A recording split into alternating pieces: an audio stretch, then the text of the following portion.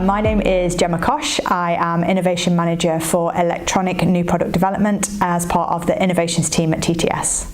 Oti-bot is our newest robot. He is a humanoid-esque robot, perfect for delivering computer science lessons and cross-curricular lessons in 21st century classrooms.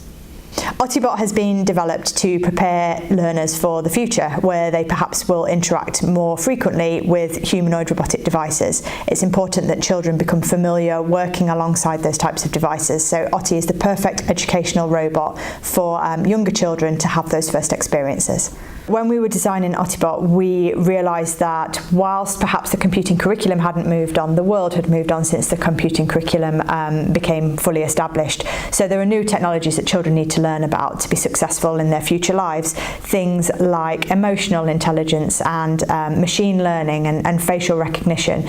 These are all very interesting technologies that we should be discussing with our children in the classroom, and we didn't have a robot that provided those facilities, so Oti-bot was designed with additional future tech in mind. One of Oti-bot's key features and USP is that he is designed for a long life in the classroom. We have developed certain features about him that mean that he can be fixed if he gets broken. He has the ability to replace the battery, even though the battery is rechargeable and will last for years. That is typically the first thing that fails on a product, so that's rechargeable. But the neat feature, the nicest feature I think, is the removable tummy.